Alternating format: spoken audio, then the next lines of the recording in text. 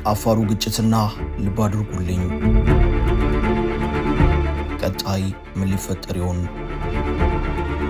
የህወሓት ታጣቂዎች ወደ አፋር መግባታቸውን ተከትሎ አፋር ክልል ወሰኔ ተደፍሯል የሚል መግለጫና ማስጠንቀቂያ ካወጣ በኋላ ዓለም አቀፍ መገናኛ ብዙሃን የፕሪቶሪያው ስምምነት አደጋ ላይ ወድቋል በሚል በርካታ ዘገባዎችን ሰርተው ነበር።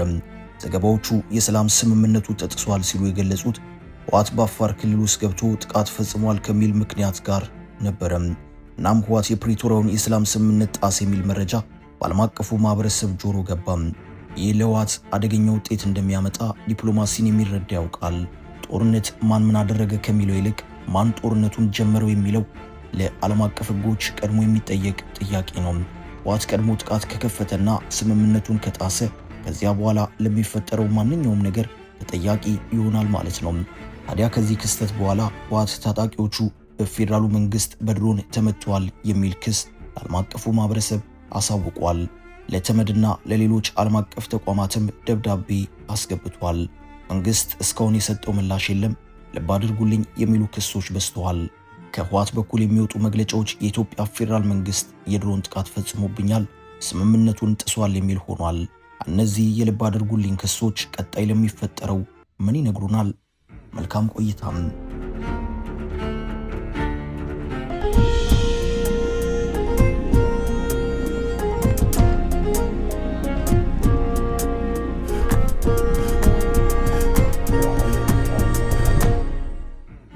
የህወሓት ኃይሎች ሐራ መሬት በሚል የተሰባሰቡ የትግራይ ታጣቂዎችን ለመምታት ወደ አፋር መዝለቃቸውን ተከትሎ የተጀመረው ውዝግብ ቀጥሏል። የፕሪቶሪያውን ስምምነት አደጋ ላይ ጥሎታል የተባለው የሰሞኑ ጥረት ህወሓት የድሮን ጥቃት ተፈጽሞብኛል በሚል አጋግሎታል። አንዳንዶች የፕሪቶሪያው ስምምነት እየጣሰ እንደሆነና ሌላ ስምምነት እንደሚያስፈልግ ጭምር እየተናገሩ ይገኛሉ። ክሱ ከሁለቱም በኩል እየወጣ ሲሆን ህወሓት መንግስት የድሮን ጥቃት ፈጽሞ የፕሪቶሪያውን ስምምነት ጥሷል እያለ ይገኛል። ህወሓት ያወጣው መግለጫ እንደ ከዚህ ቀደሙ ለስለስ ያለ ሳይሆን የፌዴራሉ መንግስት በግልጽ እየኮነነ ነበርም። ህወሓት ባወጣው መግለጫ በትግራይ ህዝብ ሞትና ስቃይ የሚረካው የኢትዮጵያ መንግስት የፕሪቶሪያ ስምምነትን ወደ መጣስ ተሸጋግሯል በማለት ዓለም አቀፉ ማህበረሰብ ተጨማሪ ደም መፋሰስ እንዳይመጣ የበኩሉን ይወጣ ሲል ጠይቋል። የፌዴራሉ መንግስት በትግራይ ህዝብ ደም የሚቀልድ ሲል ወቅሶታል። ይህ አገላለጽ ግንኙነቱ ከቀን ወደ ቀን እየከፋ ለመሄዱ ማሳያ ነው። መንግስት እስካሁን በይፋ ስለ ድሮን ጥቃቱ ያለው ነገር ባይኖርም ነገር ግን አንዳንድ መረጃዎች ፌዴራሉ መንግስት የድሮን ጥቃቱን የፈጸመው ወደ አፋር በገባው የህወሓት ኃይል ላይ እንደሆነ ሲገልጹ ታይቷል። ዶቼ ቬለ ባወጣው ዘገባ ላይም ጥቃቱ የተፈጸመው ድንበር አካባቢ እንደሆነ ገልጿል።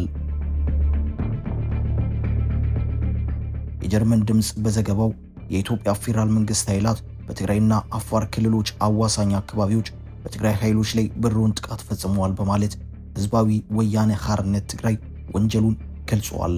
በጥቃቱ በሰው ህይወትና በንብረት ላይ ጉዳት መድረሱን ህወሓት በጻፈው ደብዳቤ ላይ ጠቅሷል። ነገር ግን እስካሁን ስለ ጥቃቱም ሆነ ወንጀላው ከኢትዮጵያ መንግስት በኩል የተሰጠ መግለጫ የለም። የህወሓት ሊቀመንበር ደብረጽዮን ገብረ ሚካኤል የተባበሩት መንግስታት ድርጅት ዋና ጸሐፊ አንቶኒዮ ጉተሬዝ በጻፉት ደብዳቤ ጥቃቱ የተፈጸመው ለጥቅምት 28 ቀን 2018 አጥቢያ ከሌሊቱ 9 ሰዓት ከ30 ገደማ እንደሆነ ገልጿል። ጥቃቱ ከ3 ዓመታት በፊት የተፈረመው ግጭትን የማቆም ስምምነት አብይ መርህ የመሆኑን ጠመንጃዎች ዝም የማሰኘትና ልዩነቶችን በውይይት የመፍታት ግልጽና አሳሳቢ በሆነ መንገድ የሚጥስ እንደሆነ ሊቀመንበሩ ገልጸዋል። ቢቢሲ አንድ ስማቸው እንዳይገለጽ የጠየቁ የህወሓት ከፍተኛ ወታደራዊ ባለስልጣን ነገሩኝ ብሎ እንደጻፈው በሰው አልባ አውሮፕላን ጥቃቱ የተፈጸመው ከሌሊቱ 9 ሰዓት አካባቢ ነው። ባለስልጣኑ ጥቃቱ የተፈጸመው በትግራይና አፋር ክልል አዋሳኝ አካባቢ በሚገኝ ሚልካ በሚባል ወታደራዊ ካምፕ ላይ መሆኑን ጨምረው ተናግረዋል። ህወሓት በመግለጫው በኃይሎቹ ላይ ጥቃት መድረሱን ብቻ የጠቀሰ ሲሆን ወታደራዊ ባለስልጣኑ ግን አነስተኛ ያሉት ጉዳት መድረሱን ለቢቢሲ ተናግረዋል።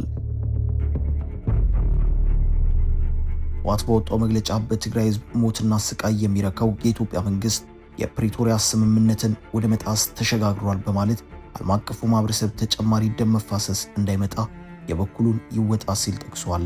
ህወሓት በትግራይ ኃይሎች ላይ በድሮን ጥቃት መፈጸሙን ያስታወቀው በአፋር ክልል ወሰን ውስጥ በመግባት 6 መንደሮችን በጉልበት ተቆጣጥሯል የሚል ክስ በቀረበበት በማግስቱ ነው።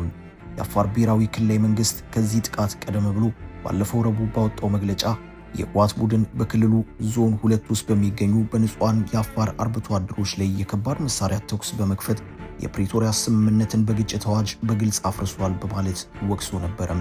ህወሓት ጦርነት ሊከፈትብኝ ነው የሚል ጥርጣሬ እንዳሉ የገለጸ ሲሆን በአንጻሩ ህወሓትም ከኤርትራ ጋር በመተባበር የጦርነት ዝግጅት እያደረገ ስለመሆኑ ከመንግስት በኩል ተደጋጋሚ ማስጠንቀቂያዎች ሲወጡ ቆይተዋል።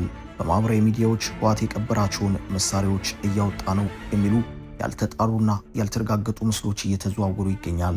አሁን ላይ ክሱ የፕሪቶሪያውን ስምምነት ማን ቀድሞ ጣሰው የሚል ሆኗል።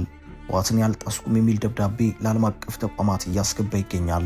ህወሓት በጻፋቸው ደብዳቤዎች መንግስት የሰላም ስምምነቱን አፈጻጸም እያደናቀፈና ተመሳሳይ ጊዜ ሚስጥራዊ ወታደራዊ እንቅስቃሴዎችን እያከናወነ ነው ብሏል። ህወሓት የትግራይ ሰላም ኃይል በሚል የተደራጁትን ታጣቂዎች መንግስት እየደገፈ ነው ሲል ይከሳል። የፌዴራል ኃይሎችና አጋር ሚሊሻዎች የህዝብን መንገድ ለመቁረጥ በማሰብ ወደ አፋር ክልል ገራባጎ ገብተዋል። እንደዚሁም ከዚያ በኋላ በራያ አዘቦ ወረዳ ረከታና ደደርባ አካባቢዎች ላይ ከባድ መሳሪያ ተኩስ ፈጽመዋል ያለው ህወሓት ድርጊቱን ግልጽ ወታደራዊ ትንኮሳ ሲል ገልጾታል። ህወሓት በተጨማሪም መንግስት ክልሉን ለማተራመስና ከጎረቤት ህዝቦች ጋር ግጭት ለመቀስቀስ በማሰብ በአፋር ቅጥረኞችን እያደራጀና እያስታጠቀ በተመሳሳይ ጊዜ ዓለም አቀፉን ማህበረሰብ ለማሳሳት የተሳሳተ መረጃ እያሰራጨ ነው ሲል ከሷል። ህወሓት ሊቀመንበር ደብረጽዮን ገብረ ሚካኤል፣ የተመድ ዋና ጸሐፊ አንቶኒዮ ጉተሬዝ እና ለአፍሪካ ህብረት ኮሚሽን ሊቀመንበር መሐሙድ አሊ የሱፍ ጥቅምት 28 ቀን በጻፉት ደብዳቤ የፌዴራል መንግስት የፕሪቶሪያ ስምምነት ቁልፍ ድንጋጌ የሆነውን የተኩስ አቁም ስምምነት ጥሰት ፈጽሟል ሲል ከሷል። ሊቀመንበሩ ህወሓት በፌዴራል መንግስት የተፈጸመው የድሮን ጥቃት በሰሜን ኢትዮጵያ የ2 ዓመት የተካሄደውን ጦርነት የቋጨውን የፕሪቶሪያውን የሰላም ስምምነት የጣሰ ነው ማለቱን ተከትሎ የተባበሩት መንግስታት ድርጅትና የአፍሪካ ህብረት ጣልቃ እንዲገቡ ጥሪ አቅርበዋል። ደብዳቤው እንደገለጸው የትግራይ ክልል ጊዜያዊ አስተዳደር ፕሬዝዳንት ሌተናል ጀነራል ታደሰ ወረደ በደቡባዊ ትግራይ የሥራ ጉብኝት ሲያደርጉ በፌዴራል መንግስት ድጋፍ በአፋር ክልል የሚንቀሳቀስ አንድ ታጣቂ ቡድን ጉብኝቱን ለማስተጓጎልና የፕሬዝዳንቱን ልዑክ አደጋ ላይ ለመጣል ዓላማ ያደረገ ጥቃት ከፍቷል። ይህም የሰው ሞት አስከትሏል ብሏል። ህወሓት ጥቃቱ ግልጽ የፕሪቶሪያ ስምምነት ጥሰት ነው ሲል ገልጾ ስምምነቱን ሙሉ በሙሉ ለመተግበር ያለውን ቁርጠኝነት በድጋሚ አረጋግጧል። ተመድ የአፍሪካ ህብረትና ዓለም አቀፉ ማህበረሰብ ስምምነቱን እንዲያከብርና ወደ ድርድር እንዲመለስ በኢትዮጵያ መንግስት ላይ አስፈላጊውን ዲፕሎማሲያዊ ጫና እንዲያደርግ ጠይቋል። የዘገባ እስከተጠናከረበት ጊዜ ድረስ የፌዴራል መንግስት በክሱ ላይ ምላሽ አልሰጠም። ባለፈው ሰኞ ጥቅምት 24 ቀን የጦር ኃይሎች ጠቅላይ ኤታማዦር ሹም ፊልድ ማርሻል ብርሃኑ ጁላ በትግራይ ክልል ጦርነቱ የተቀሰቀሰበት 5ኛ ዓመት መታሰቢያን አስመልክቶ ባስተላለፉት መልእክት ህወሓት ውስጥ ያለ አንድ ካዲ ቡድን ሲሉ የገለጹትን አካል አጥብቀው ኮንነዋል። ፊልድ ማርሻል ብርሃኑ ኢትዮጵያ ይህ ኃይል እስካልተነቀለ ድረስ ሰላም አትሆንም በማለት አስጠንቅቀዋል። እንደዚሁም የትግራይ ህዝብ ራሱን ነፃ ማውጣት አለበት፣ የህወሓት ቡድን የትግራይን ህዝብ እድል መወሰን የለበትም ሲሉ አሳስበው ነበርም። በተጨማሪም የትግራይ ወጣቶችና እናቶች አለመረጋጋትን የሚያነሳሳ ያሉትን አመራር እንዲቃወሙ በቀጥታ ጥሪ አቅርበዋል። ጠቅላይ ኤታማዦር ሹሙ ከፕሪቶሪያው ስምምነት በኋላ ውጀሌ በማለት የገለጿቸው የህወሓት አካላት የፈጸሙት ትንኮሳዎች፣ እምቢባይነቶችና ሴራዎች ወደ ጦርነት ለመግባት ከበቂ በላይ ናቸው ብለዋል። ነገር ግን የፌዴራል መንግስት ትዕግስትን መርጧል ሲሉ ተናግረው ነበርም። የትግራይ ክልል ጊዜያዊ አስተዳደር ባወጣው መግለጫ የአፋር ድንበር አልተጣሰም ሲል ገልጾ ስማቸው ያልተጠቀሱ አካላትን ውስጣዊ ችግሮቻችንን ለማወሳሰብና ትግራይን የጦር ሜዳ ለማድረግ እየሞከሩ ነው ሲል ከሷል። እንዲህ አይነት ድርጊቶች የክልሉን ጸጥታና መረጋጋት አደጋ ላይ እንደሚጥሉ አስጠንቅቋል። ጊዜያዊ አስተዳደሩ በአፋር ክልል የሚንቀሳቀሱ ተዋናዮች የተቀናጀ ጥቃቶችን በመፈጸም ሲከስ የፌዴራል መንግስት በሰላም ስምምነቱ መሰረት ግዴታውን ባለመወጣት ተጠያቂ አድርጓል። የትግራይ ክልል ጊዜያዊ አስተዳደር በአፋር ክልል የሚንቀሳቀሱ ታጣቂ ቡድኖች ተደጋጋሚ ጥቃቶችን በትግራይ ክልል መፈጸማቸውን ገልጾ ኃይሎቹ በውጭ ድጋፍ እየተደራጁና እየታጠቁ ናቸው ብሏል። መግለጫው አክሎም ጥቃቶቹ ከአምና ጀምሮ በኮነባና አባላ አቅጣጫዎች እየተፈጸሙ መሆኑን ገልጿል። በትግራይ ሰላም ሰራዊትና በትግራይ ኃይሎች መካከል በአፋር ትግራይ ድንበር አቅራቢያ ግጭት መከሰቱ ለመጀመሪያ ጊዜ የተገለጸው በሰኔ ወር 2017 ሲሆን ሽማግሌዎች ጣልቃ ገብተው ውጊያውን አቁመው እንደነበር ይታወሳል። ግጭቱ የተከሰተው ታጣቂው ቡድን አፋር ከሚገኘው ቤዝ በመነሳት ወደ ትግራይ ክልል መግባቱን ካስታወቀ በኋላ ሲሆን ይህ ደግሞ በጦርነት በወደመው ክልል ውስጥ ወታደራዊ ግጭት ሊባባስ ይችላል የሚል ስጋት አስከትሏል። በሰኔ ወር መጨረሻ በአፋር የሚገኙ ኃይሎች ወደ ቀያቸው እንዲመለሱ ጥሪ አቅርበው ነበርም። አጠቃላይ በሰሜኑ አካባቢ ያለው ውጥረትና ልብ አድርጉልኝ ግጭት ዳግም ሊፈጠር እንደሚችል ማሳያ ነው። የሚሰሙ ክሶች እኔ የፕሪቶሪያውን ስምምነት አልጣስኩም የሚል ነው። ይህ ደግሞ የቀጣይ ሊፈጠር ከሚችል ግጭት ዓለም አቀፍ ጫና ነፃ ለመሆን የሚደረግ ቅድመ ዝግጅት ይመስላል።